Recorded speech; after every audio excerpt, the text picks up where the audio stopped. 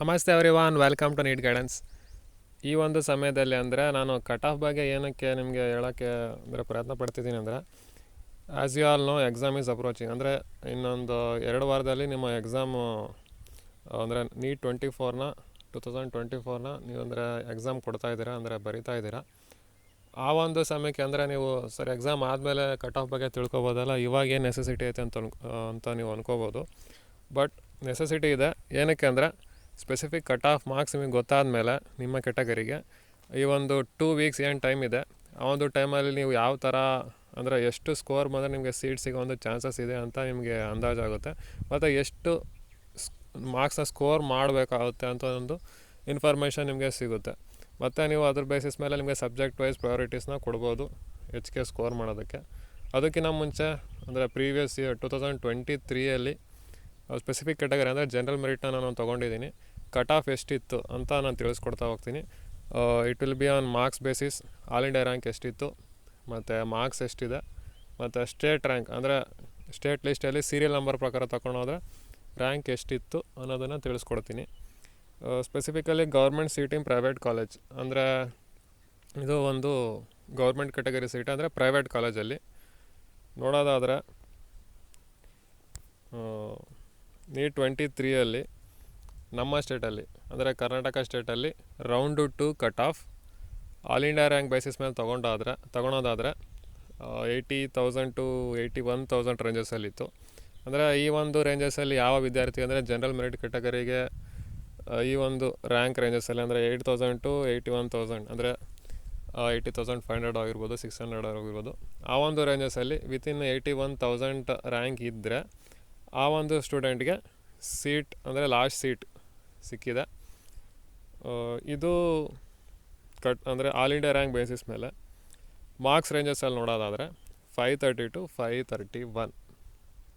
Previous 5 to 6 years back ಈ ಒಂದು marks ಅಂದರೆ 530, 531 ಮಾರ್ಕ್ಸ್ಗೆಲ್ಲ ಗೌರ್ಮೆಂಟ್ ಕಾಲೇಜೇ ಸಿಗ್ತಿತ್ತು. But recent year past trends change ಆಗಿದೆ. ಕಾಂಪಿಟೇಷನ್ ಕೂಡ ಇನ್ಕ್ರೀಸ್ ಆಗಿದೆ. ನಂಬರ್ ಆಫ್ ಸ್ಟೂಡೆಂಟ್ಸ್ ಎಲ್ಲ ಕಡೆ ಬಹಳ ಹಾರ್ಡ್ ವರ್ಕ್ ಮಾಡಿ ಸ್ಕೋರ್ ಮಾಡೋದ್ರಿಂದ, ಮತ್ತು ಕ್ವಶನ್ ಪೇಪರ್ ಒಂದು ಲೆವೆಲ್ಲು ಮತ್ತು ಪ್ಯಾಟ್ರನ್ ಕೂಡ ಚೇಂಜ್ ಆಗಿದೆ. ಈ ಫ್ಯಾಕ್ಟರ್ಸ್ ಮೇಲಿದ್ದ ಕಟ್ ಆಫ್ 530 ಟು 531 ಅಂದರೆ it is huge marks to score ಇದರ ಅಪ್ಕಮಿಂಗ್ ಎಕ್ಸಾಮ್. ಸೀರಿಯಲ್ ನಂಬರ್ ಅಂದರೆ ಇದನ್ನು ನಾವು ಸ್ಟೇಟ್ ರ್ಯಾಂಕ್ ಥರನ ಕನ್ಸಿಡರ್ ಮಾಡ್ಬೋದು.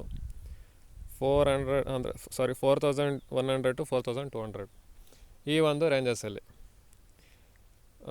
ಇಲ್ಲಿ ಟೋಟಲಿ ನಾನು ನಿಮಗೆ 3 ಡಿಟರ್ಮಿನೆಂಟ್ಸ್ನ ತಿಳಿಸ್ಕೊಟ್ಟೆ. First all India rank, NEET marks, NEET serial number.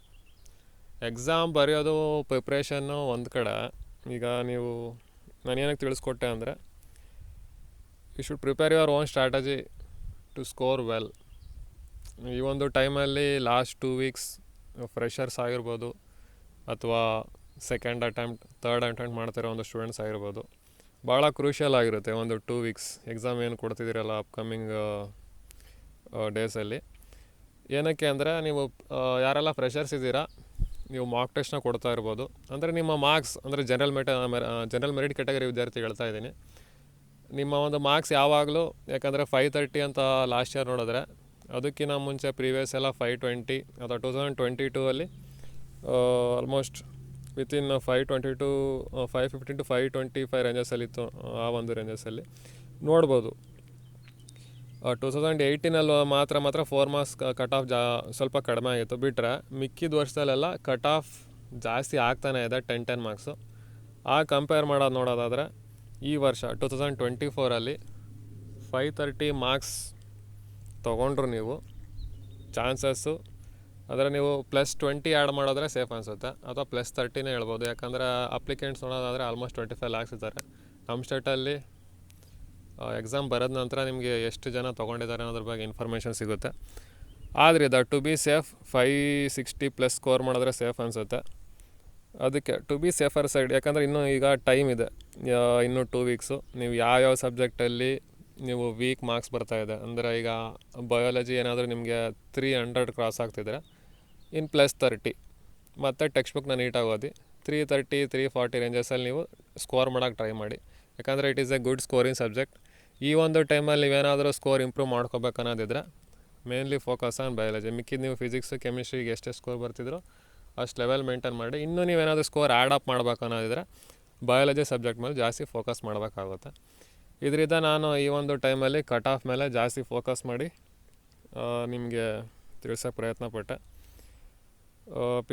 ಈ ಪ್ರೆಸೆಂಟೇಷನ್ ನಿಮಗೆ ಹೆಲ್ಪ್ಫುಲ್ ಆಯಿತು ಅನಿಸುತ್ತೆ. Thank you. Good luck for your future.